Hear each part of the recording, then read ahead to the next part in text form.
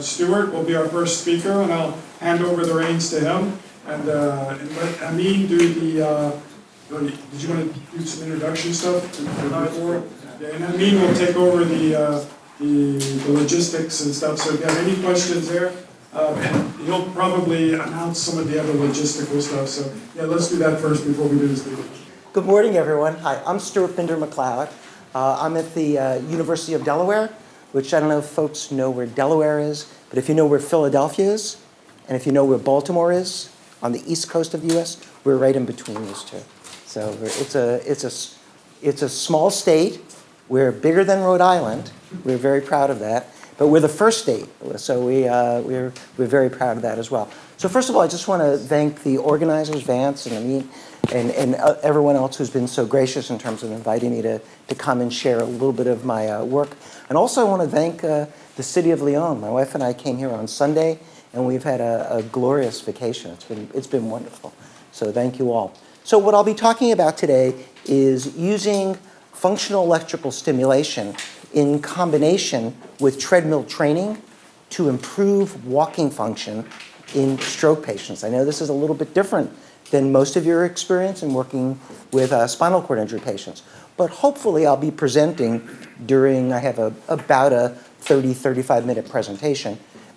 You'll see that some of the lessons that we learned, that is what we did wrong and what we've learned along the way, will be applicable for those of you who are researchers, those of you who are clinicians, and those of you who are actually consumers of this technology. So are there any clinicians in the, any, I think you call them physios here, any physical therapists, occupational therapists? I'm the only one. That's unusual, okay. I assume there's a bunch of engineers here? Yes, okay. My son, I have a son and a daughter. You'll see them a little bit later in the presentation. They're both engineers. Okay, so let's keep rolling. So what I'll do today, as I already mentioned, one is I'll be talking about the results of this we call FastFES. The fast comes from the fact that we were doing treadmill training, not you'll see, not at typical speeds that are done for training stroke patients, but really forcing or encouraging folks to walk as fast as they can during the training, and you'll see why in a minute. And the other thing I'd like to do is you'll see throughout the presentation, I'll share with you my lessons learned. The next slide is one of my favorites. This is from Key Calker, which I think they're probably gotten pummeled by the hurricane, but it says, go slow. We have 2 cemeteries and no hospitals. It's a very small island. No cars on the island, but some trucks, a lot of bicycles. And I put this up here for 2 reasons. One is, it's just fun, and just reminding me to have fun during this presentation, and you as well. So if you have any questions, please feel free. The other is, I am originally from New York City. I grew up in the Bronx, if any of you know New York. And I can talk really fast. So if you don't understand what I'm saying, raise your hand and slow me down. It won't hurt my feelings, I promise you. Okay, so the first thing I'll talk about is our FastFES project. And the project itself, I was really fortunate, was funded in the US by the National Institutes of Health. It was originally a 5-year project. It got extended originally 1 more year to 6 years, and then we were fortunate and got another grant, and it extended it another couple of years.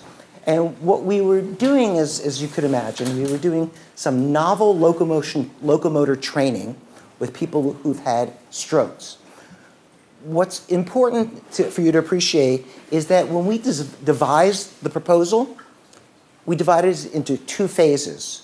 The first phase, which I'll present, which I call Project 1, very creative name, was just a pilot study where we brought in 12 individuals who've had stroke, and we treated them with our intervention.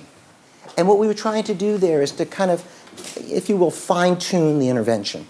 And then the second study was a randomized clinical trial where we brought in 50 patients. We divided them, you'll see, into 3 groups. And I'll present those results, I think, of having substantial clinical impact. So, any questions? Everyone with me? Okay. So one of the first questions one may ask is, why were we studying stroke?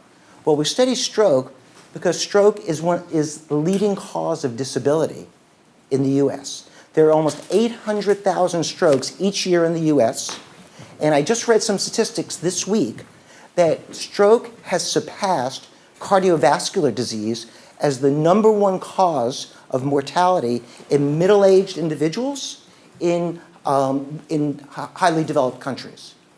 In low and middle-income countries, cardiovascular disease still is #1. However, that's changing though. The incidence of stroke is increasing substantially in low and middle-income countries. In fact, the NIH just put out a call for developing training programs for treating a whole range of problems, but basically non-communicable diseases, including and particularly stroke, in low and middle-income countries, just because this is becoming an increasing burden in those countries, as well as what we've experienced for a long time in the US and other developed nations. Two questions that Sure. are clear to that. Why and age groups? I mean, what is this?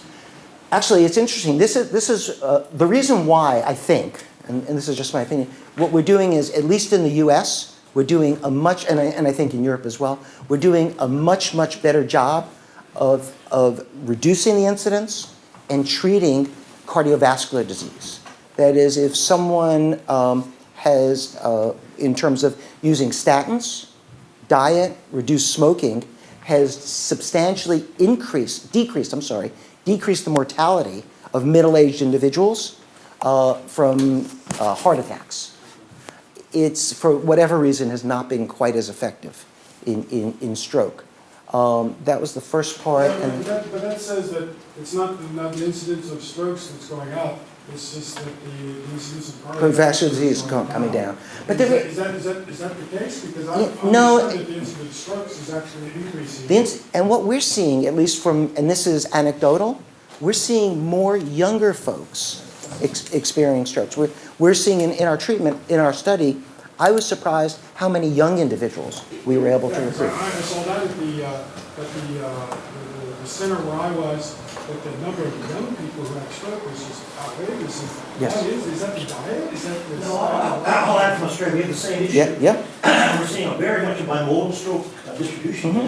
And the younger strokes, at least in metropolitan cities, are coming from younger people using recreational drugs, sometimes recreational drugs.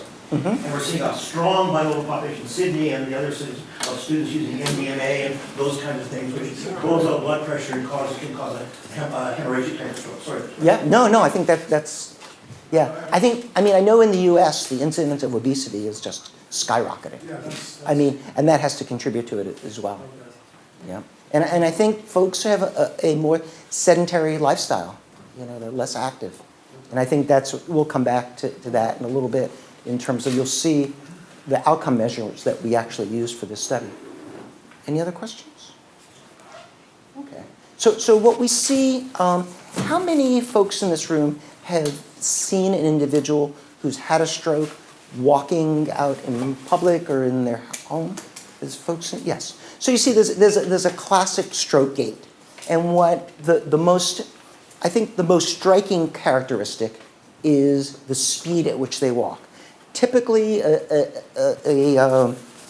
65-year-old male typically walks at about 1.4 meters per second. The average stroke gait is less than a third of that, 0.4 meters per second. They're walking slowly. They're also walking asymmetrically. They want to spend as little time as possible on their involved extremity. So it's a very asymmetric gait. And the gait could take one of two forms. Either they could lead with their involved leg, so a kind of like a step two, or they may do just, I don't know if I could imitate, the opposite, where they tend to lead with their other leg. But the gait is extremely asymmetrical, and that asymmetry contributes to the high energy consumption that's needed for them to get from point A to point B. So it's very tiring. We've done some studies, and the number of steps that a typical stroke patient takes during the day, an average day, is very, very small. I'd probably go back and check my numbers. It's probably in the order of 2,000 to 3,000 steps a day. So very small, and you really want to try to stay in good shape. At least 6,000, and of course I think most of you know 10,000 is the prescribed number for healthy individuals. So there's a number of spatial temporal changes. There's a number of kinematic changes, that is how the joints are moving. And finally, and we think the most important, is there's a number of kinetic changes. The most important of which is there's decreased propulsive force. That is we call the posterior ground reaction force. That is the push-off coming from their ankle muscles, from their plantar flexors, is dramatically decreased. And the force generated by your plantar flexors in generating in terms of it's a posterior force driving you forward, is directly related to your speed of walking. You can take a robot and just instrument the ankle, and it can walk you can control the speed by simply controlling that plantar flexion, that AP moment. We think that is critical. You'll see that force also. Which muscles are involved there? Primarily the gastrocnemius and soleus. So it's the plantar flexors that's pushing forward. The common approach, so you could appreciate they have this slow walking, they have this asymmetric gait with respect to time and joint motion, but also they don't generate much force. There's not much propulsive force moving them forward. So they're walking, all of this contributes to the slow gait. I think there's another factor, Vince talked about, psychological factor. I think stroke patients also walk slowly because of fear of falling. I think and that's something that I'm not going to present today, but something that we've been really working hard to try to tease out as well. There's a third factor that we found, which was really surprising, that contributes to both the response, the amount they walk, how fast they walk, and the response to treatment, it really surprised me, and that was depression. We found that individuals who demonstrated marked depression walked slower than they were capable of walking, walked very little during the day, tended to be very sedentary, and did not have a good response to treatment, even when we improved their physiological condition. They simply didn't use that capacity. And that's interesting. I'm not going to present that, but that's something that I think is really important for all of us to remember. So it's not just the physical ability, but it's the desire to use that ability that also impacts the effects of the intervention.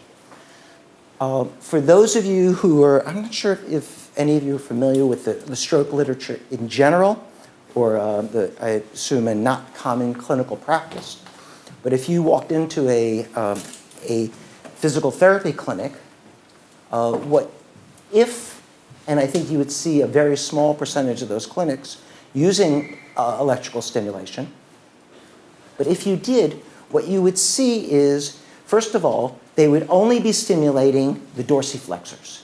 And that's because folks who've had a stroke have they have a drop foot. But in fact, if you go back and look at the literature, there was a very nice paper that came out a couple of years ago that showed that the ankle dorsiflexors are only missing about 5 degrees of dorsiflexion from neutral when they walk. So it's not like their foot is pointing down while they're walking. They just don't pull it up quite all the way. But you could appreciate that the stroke patients, they also have this kind of circumducted gait. They don't bring their legs straight through.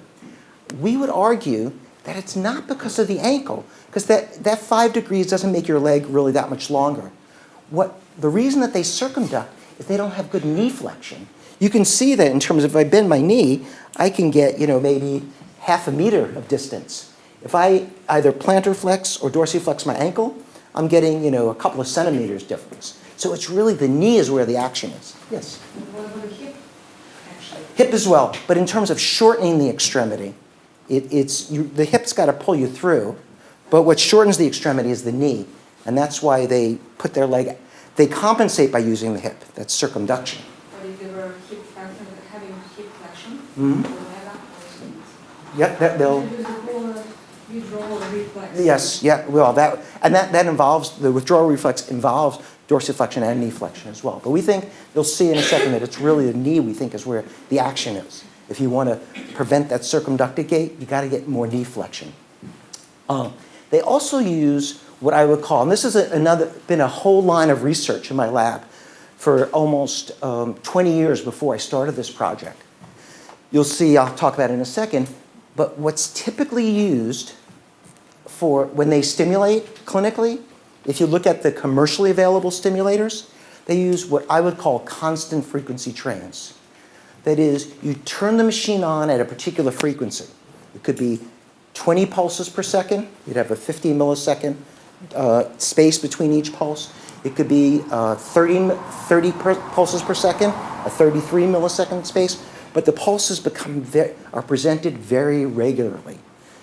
Typically during FES, 30 hertz is probably the most, 30 to 40 hertz is the most common frequency used. So they stimulate the dorsiflexors. They use a constant frequency train. And when they train, in terms of the therapeutic part of it, not when they use it during walking out in the community, but when you come into the clinic and teaching somebody to use this, they train on a treadmill using the patient's self-selected speed. So Mr. Jones, walk at a comfortable speed. They'll stimulate the dorsiflexors during the swing phase of gait using a constant frequency train. That's typically what happens. If you look at many, I would say virtually all the clinical studies up until very recently, that was the approach to using FES in stroke. What will not come as a surprise, our approach was very different in this study. First of all, instead of stimulating just the dorsiflexors, we were stimulating primarily the plantar flexors, but we also stimulated the dorsiflexors. As I've noted already, the plantar flexors help contribute to forward progression. They accelerate the leg into swing phase, which helps that knee and hip flexion. We show that. And that we've talked about before, that this plantar flexus weakness is what's limiting walking speed in many of these individuals. And you'll see that we had done some simulation studies which showed that if we can stimulate the plantar flexors, we could actually get more knee flexion, as I've alluded to. And in fact, we published a study that actually showed that. Yes? Hey, sir, do you know if anybody's doing like simulation of hamstrings and gastroc? Yes, yeah, I do. There have been folks who've stimulated, who had two-channel stimulator, and they would do the dorsiflexors and quadriceps, or the dorsiflexors and hamstrings. Yes. It's, I think, my friend, I think Gatti Alon has done some of that.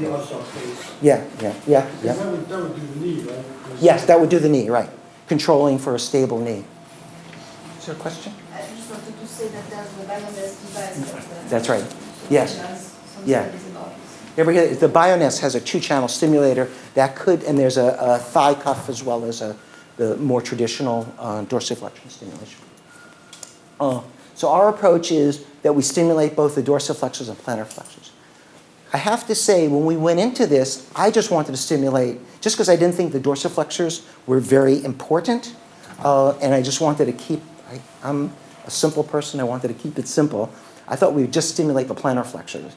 Well, the problem is, when we were effective in stimulating the plantar flexors, it actually contributed to the decreased dorsiflexion during gait. So we had to compensate during swing phase, So what we did is we stimulated the dorsiflexors, the muscles that bring your ankle up during the swing phase, to compensate for the increased plantar flexion moment during push-off. Could everyone see that? Everyone follow what we're doing? We needed to stimulate both muscles, and we worked for a long time on the specific timing and pulse durations and all those things.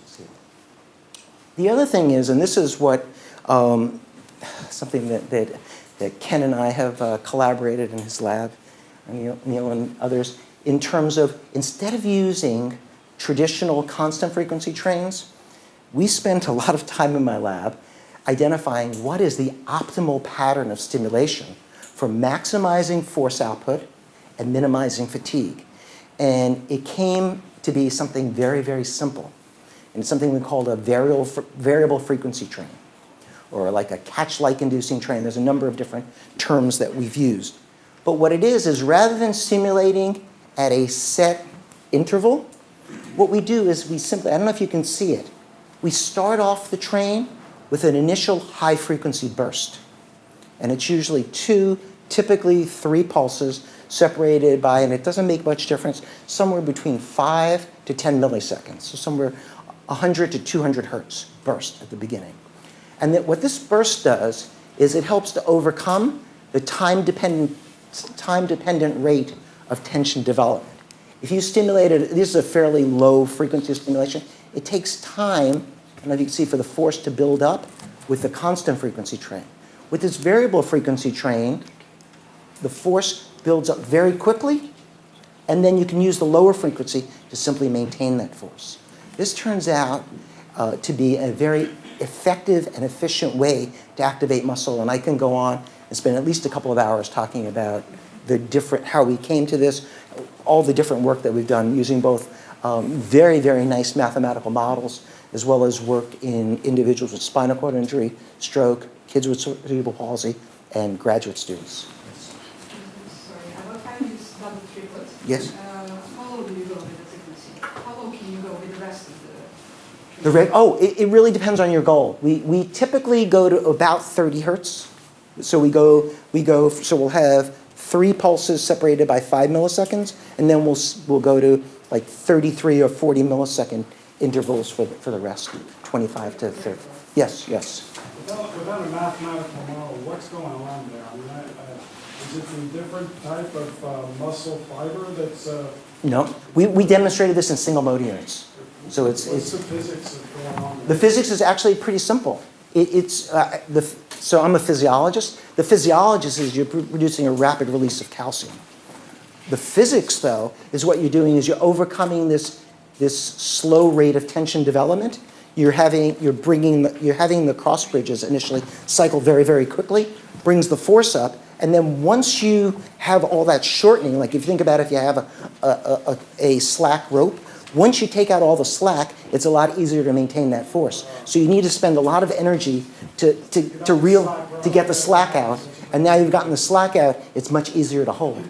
The other thing is, though, in terms of from an energy expenditure, I can go on about this and I won't, is that maintaining force, isometric contractions, are very, very efficient.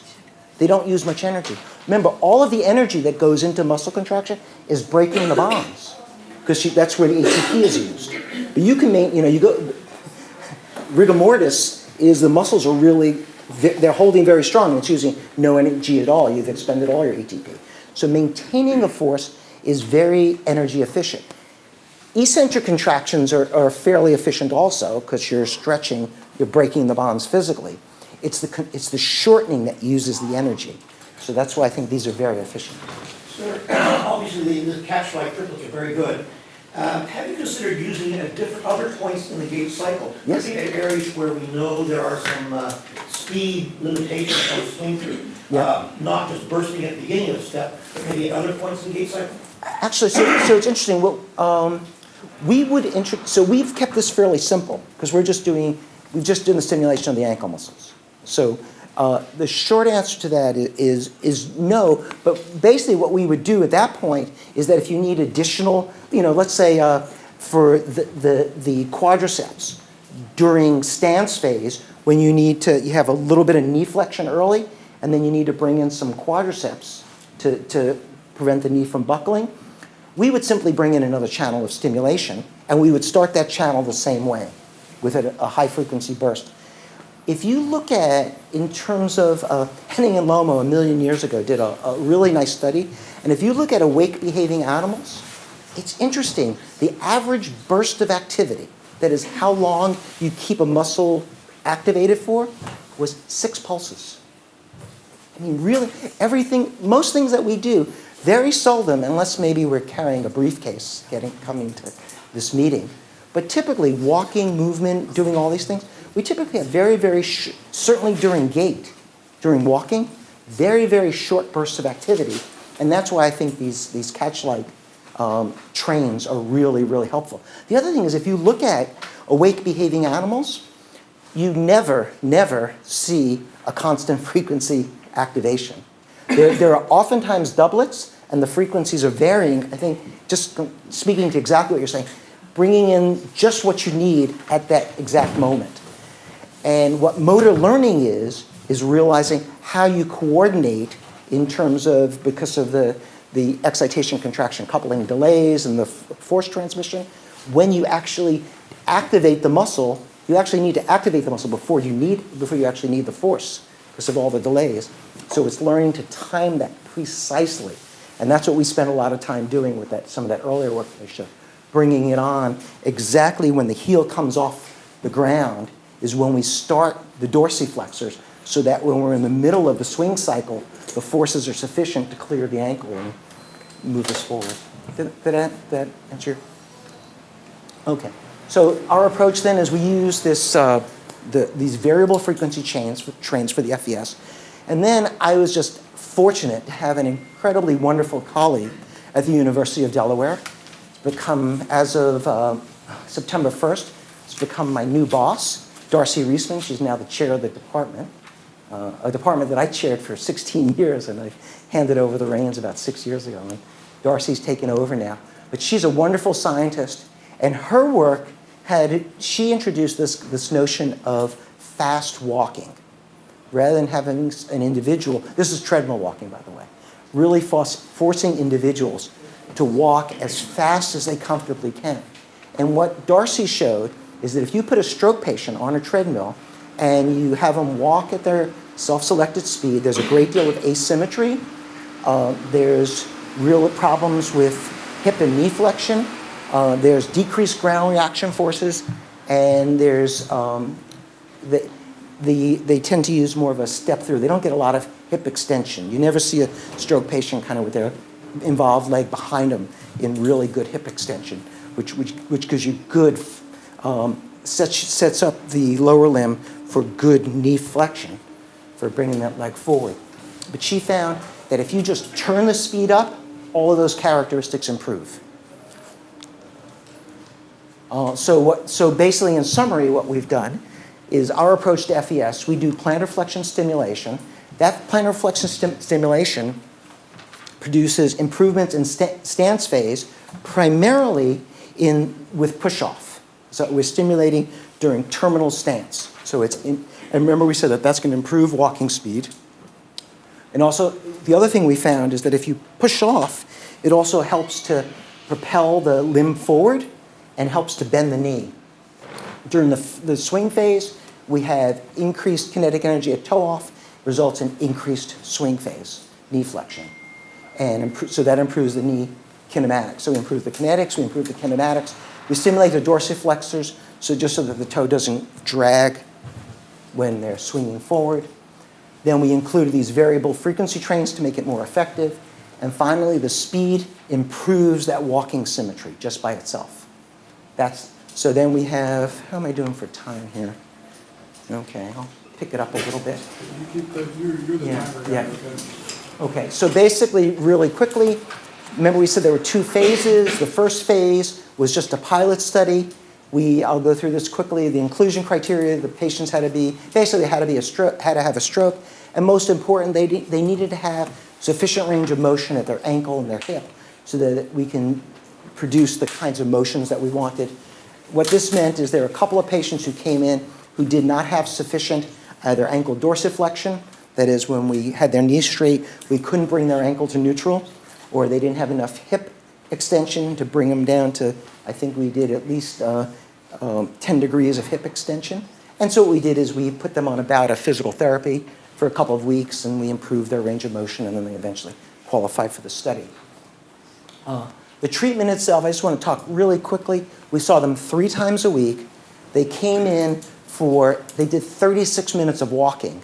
Are we okay? They did 36 minutes of walking, but that was spread probably over about an hour and 20 minutes. The 36 minutes was divided into 6 6-minute bouts. Okay, so you have 6 times 6 is 36. Each 6-minute bout, or at least the first 5, were 2 minutes, this is walking on a treadmill, 2 minutes of electrical stimulation, followed by 2 minutes of no stimulation, 2 on, 2 off, 2 on, 2 off. 6 minutes, we had them sit and rest. Most patients at the beginning of the treatment could not complete, they couldn't last the 6 minutes. We'd have to stop after 4, let them rest, and we would do that again. And nobody at the beginning could do all 6 of the bouts. By the end, everyone could. Is it because of muscle fatigue? They would, I think it was more cardiovascular. They were just too tired. They would sit down. We'd use a Borg index, and they would say, oh, they were, we would stop, I think, at 13, if I remember right. And they were just stressed too much, so we'd have them rest. We monitored their blood pressure, their heart rate, and they just needed a rest. Did you just put them first time on the treadmill, or first they try stimulation before that? They would try, we didn't do a lot of acclimatization. We would try before, because even before they would get on the treadmill every day, we had to place the electrodes and we had to get the right intensity, so they would feel it. But then we would do, and we had a prescribed protocol so that we'd have the right intensities of stimulation, enough to bring their ankle up and enough to lift their weight off the ground on the plantar flexors. Not everyone could tolerate all the stimulation initially, but by the end, it was no problem for anyone. Almost like in your picture there, I don't see a harness. And Carr, Shepard, and Ada have shown for their fast walking. Is there a harness there? Yeah, Oh, there is. yeah. And we don't, no body weight support, just for safety. Yes, no, everyone was harnessed. This was in our old facility. This was down in the basement of our building, in an old building. It was just awful. We had mold growing, and it was terrible. Now we're in a beautiful new facility. Now we have a nice overhead harness on a track that they could even walk, and it's great. But this is how you get started, though. So the first 5 of the 6 bouts were on the treadmill. The 6th bout of the treadmill, the 6th bout is they did 3 minutes on the treadmill, and then they'd get off the treadmill and walk for 3 minutes over ground. So we wanted to transfer what they were learning on the treadmill to overground walking. So that's the protocol, and that's what we did throughout. And that didn't change when we went into the second study. We evaluated, I put this slide up here, we evaluated everything you could possibly imagine, everything.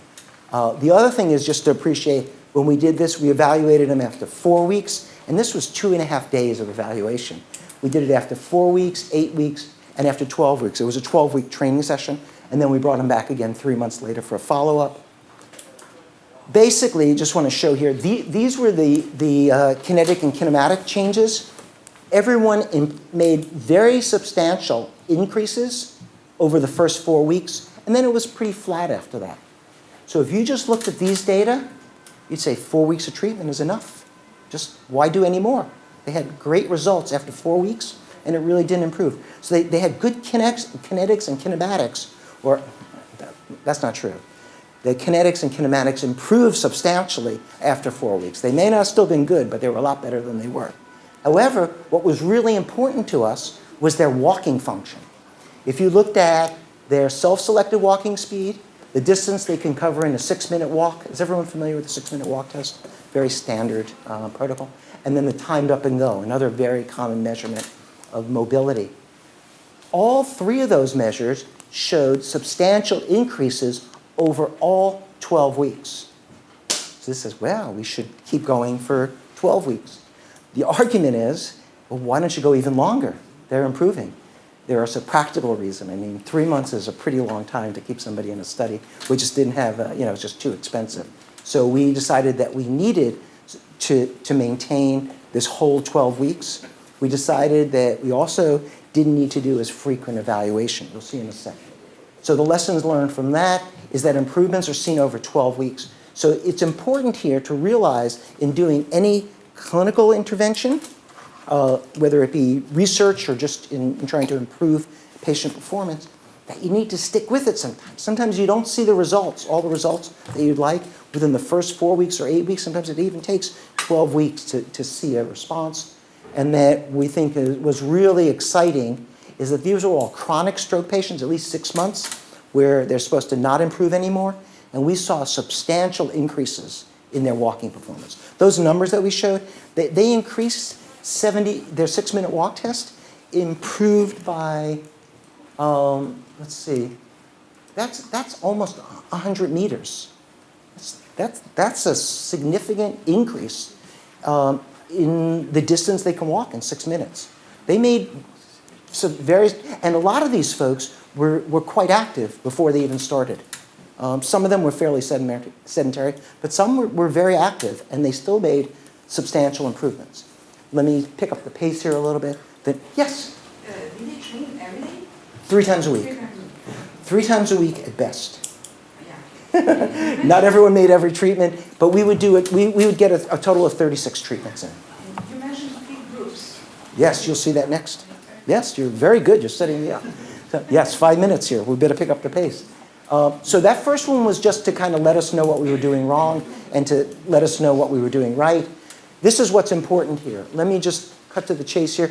This was a randomized clinical trial that had 3 groups in it. One group got no stimulation, and they came in and they did that same 36 minutes of training, just walking at the self-selected walking speed. Another group came in, and they just walked at their fastest speed, no electrical stimulation. And the third group got the fast and the electrical stimulation. That was the experimental group. We were trying to tease out, we included that self-selected group, because we wanted to see what the effects are of the fast walking alone versus the fast and the stimulation. Everyone with me? Okay. So it's the same thing here. We just had 3 groups. Same here. What I want to point out here, now we only did a pre, post, and 3-month evaluation. Those evaluations were bears. They were 2.5 days. Would use, for much of it, 2 therapists. It was just very expensive, very time-consuming, delayed the treatment. So we cut it down, the beginning, end, and 3 months later. And what we said is we're going to have 2 primary outcome measurements. One is the energy expenditure during walking, and the other is the 6-minute walk test. Very, very, very functional. Okay? So those are our primary. We recorded everything else, and we're still reporting these. We had a paper that just came out this month from using some of these data, not reporting these 2 measurements, though, but we reported that earlier on. Let's see. Sorry, how did you measure the energy expenditure? VO2. Okay. Yeah. I can go into detail, but for time, just we can chat about it. This was the in terms of the recruitment scheme. The bottom line here is we had to bring in 300. We screened 331 subjects to be able to assign 17, 16, and 17 to the 3 groups. We lost. We did not have many dropouts. Interesting. We had no dropouts in the FAST group. We had 2 in the FastFES group, and we had 3. We had the most dropouts in the self-selected group. I think that's just random. I think it had nothing to do with the treatment per se. We lost nobody to follow up, and so we really kept track of these folks very well. As far as the energy cost of walking, we were really very, very pleased to show that the FastFES study was the only one of the 3 interventions that improved energy efficiency in these folks. And those changes were larger, obviously, than the other 2 groups. So as far as our primary outcome measurement of energy expenditure, having the FastFES was the most energy efficient. Statistical probability, what were your effect sizes when you changed those? Did you measure effect sizes? We probably did, but I don't remember what the numbers are. Yeah, I'm not sure. This was the interesting part of the study. What we saw was that everyone improved the distance during 6-minute walk, but we could not demonstrate a statistically significant difference between any of the 3 groups. Though the differences in the FAST and the FastFES were much larger than this, there was too much variability, and we couldn't show a difference. This is similar to what other folks, my friend Yochi from Haifa, did a study doing something a little bit different, but she showed that, once again, if you look at the group, there was no difference in a group training with FES versus not. And so we said, oh, well, you don't really walk faster. Well, we said, no, we don't believe that. And what we said, we kind of scratched our chins and scratched our heads and thought about this a lot. Why didn't we show a difference? When you looked at the data, it looked like it was better, but we couldn't show it. And we realized the problem was that we weren't studying the right subjects. And I have to really credit my graduate student, Lou Awad, who's now up in Boston. Lou looked at this data and looked at it, and he said, this is a study from Darcy, my collaborator, and she showed that if a typical stroke patient walks at 0.4 meters per second, this is their free, what you call free self-selected walking speed. If you force them to walk faster, they became more energy efficient. You know that in typical able-bodied individuals, there's a U-shaped curve, and the bottom of that curve is your self-selected walking speed. You walk at the most efficient with respect to energy expenditure, just in normal walking. Well, in stroke patients, they don't. They're walking slower, except in stroke patients that look more like able-bodied individual, that is the fast walkers, and this is pretty fast for stroke, at 1.2 meters per second, they have a similar U-shaped curve. So that is, they don't get better if they walk faster. And so we say, well, what if we just looked at the typical stroke patients? What if we threw out the fast walkers? And which we did. And now what we saw was a significant increase. And if you think about it, if somebody's a fast walker, and we have them walk at their self-selected walking speed, what are they doing? They're walking fast to begin with. And they're not going to walk much faster if we put them on in the fast group. So once we eliminated those folks, what we saw was there was a significant increase in the difference between the fast versus the self-selected and the FastFES versus self-selected, but there was still no difference between those two. So the fast and the FastFES both walked further, but the FastFES was more energy efficient. So then we asked our question, if I could have one more minute? Yes. Okay, good. Why was the FES more energy efficient? They're both walking faster. When you walk faster, you get closer to that minimum. Why didn't they have the same efficiency? And the reason is they did it in different ways. You'll see, I don't want to steal my own thunder here. As I mentioned early on, I guess I show that walking speed is directly related to propulsion. Remember this? So this shows if you look at the propulsion, if you combine both legs, it's really, really closely related to an individual's walking speed. If you change their propulsion, these are things in our stroke patients, that change in propulsion is directly related to the change in walking speed.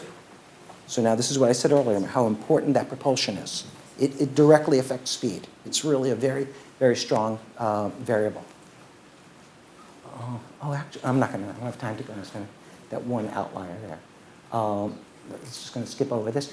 2 ways to improve propulsion. One is if my center of mass is over my support limb and I plantar flex, all I do is I go up and down, right? I have to have my center of mass in front of my foot, and now I push and I go forward. Everyone follow that? So there's 2 ways to improve. Either I can push harder or I can position my limb better if I'm going to increase propulsion, okay? And so what we saw is that all 3 groups improved their propulsion. But interestingly, only the FastFES, and this should come as no surprise, increased their ankle moment.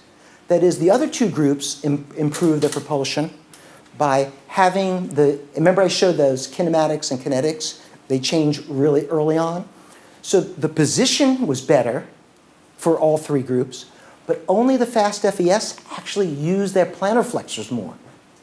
And I think that was the key, because now they have a more symmetric propulsion between the 2 limbs.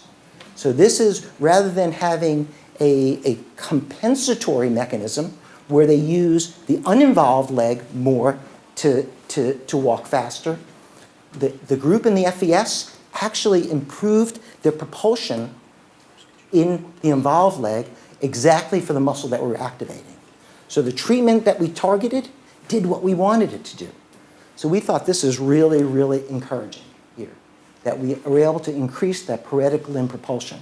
We've done some other studies, which I won't go into now, where we actually did some TMS, and to see the relationship between cortical activity and the electrical stimulation, very, very nice. What we see is that in the FastFES, we see that there's greater symmetry in cortical activation with treatment. If we just have them walk fast, it becomes actually more asymmetric. The uninvolved hemisphere lights up more because they're working harder on their uninvolved leg. Yes? How did you measure ankle movements? How did it using just we have force plates and they're walking on a treadmill. What we have is a split belt treadmill. We have 2 force plates, one hit for each leg separately. I don't know how I just calculated it. That's what's good about having engineers in the lab. They can do anything. So the lessons learned, selection patients is critical. I think this is very, very important for any clinical studies that one does. If you think you have a treatment that cures everything, you're fooling yourself. You need to make sure that the treatment that you're using it on the right patient. And I have a whole spiel I could do with penicillin and other things. It doesn't cure everything. And the same thing's true about FES and about any other intervention that we do. You have to really target the right population. And that's why I think many of the clinical studies that have evaluated FES have not shown clinically significant results. They're treating a variety of patients, and some of them are getting better. They're underpowered is the problem then, because you're treating patients that have no chance for improving. Selecting the appropriate outcome measurements. We think that plantar flexion moment was really important. We're glad we looked at that. And similarly related to that, we really need to understand the mechanisms by which our interventions are working if we want to develop really the most effective interventions. Just want to acknowledge a whole host of funding that I've had over my career. This is the stroke research group taken at different times. The group, people come and go, and basically it takes a village, and this was a village. I was really blessed by having a cadre of wonderful, wonderful collaborators. These are all the graduate students in my lab that were involved at some point in this study. These are my collaborators that I've been involved with over the years, including my good friend Tony Wexler. Tony is the brains behind the mathematical modeling that we've done over the years. This is just reminding me to thank my family, and those are our grandsons, identical twins. They're cute as can be. And this was a sign that I walked by every day. We were in San Antonio for a physical therapy meeting, and it said, "I thought you said extra fries. You mean exercise?" No. And hope I didn't bore you too much with this presentation. And I don't know if we have any time for questions. We have time for a couple of questions while we switch the presentation. Okay, good. Yeah. Okay, so I'm a clinician as well. I wonder, your finding of non-superiority of the functional outcomes is shown by Gait and others who've done the same kind of thing. I wonder if you would speculate on whether the non-superiority finding was as you described it, or because both fast walking groups indeed were walking at a normal pace during the rest of their lives, and they weren't following any kind of theory of mass practice to be told to walk fast when they were not at the lab. Yeah, that's what Ada found. Yeah, that's exactly right. So if you're targeting fast walking, both the FES or making people fat, distance, that's what we were targeting. The difference, that's exactly right. That if you want somebody to just walk faster or walk further in a 6-minute walk test, you just have them walk fast on the treadmill, and that training will result in bad outcome. But they're going to do it in a different way. If you use the FES, they're going to involve their paretic limb more. If you don't use the FES, they're just going to use they're going to do what they've always done, which is to use their uninvolved limb. So you're exactly right. So it's not surprising that result. In terms of functional outcome, one would say that the FS's case, in your case, was not dose potent to produce faster walking or even better self-selected walking. No, that's right. It was not targeted, but it did make for more efficient walking, and that's what we think is really important. And that's due to greater symmetry in the propulsion. What the effects last? Yes, everything lasts. I don't know if I should have. 3 months later, there was little degradation. The real important question the gotcha question for me is how did it affect their everyday walking activities? We monitored, we had them use step activity monitors. It turns out it was really, really, really interesting that during the 12 weeks of training, we had them walk. They walked for 36 minutes at a fast speed. That's a lot of steps. When we looked at over the whole week, they took no more steps during a training week than they took during a non-training week. So they would come in and walk, then they'd go home and sit down and watch TV, have their spouse or partner bring them a drink. They became very lazy. They were tired. It did not result in, and so the next study that we planned was to include basically using a step activity monitor to have them incorporate their increased skill into their everyday lives. This didn't do that. Thank you, sir. Okay. One more question? Okay, just Maybe I missed the point. How did you adjust the stimulation intensity during FES? by performance. Basically, we initially set the dorsiflexors. We just had them sit with their leg hanging over the edge of the table, and then we brought the stimulation until they got to neutral. That's all we needed. For the plantar flexors, we had them stand with their weight equally distributed, and we stimulated till their heel came off the ground. And did you readjust it during the training session? If they said they felt like they can take more stimulation, yes. But oftentimes not. We can talk a little bit about it. It's interesting, for the plantar flexion stimulation, the trains are so short that what we found when we did some modeling, there was no fatigue. So we really didn't have to. The dorsiflexors, yes. And then when we hear the foot stuffing, we'd increase the intensity. Thank you very much.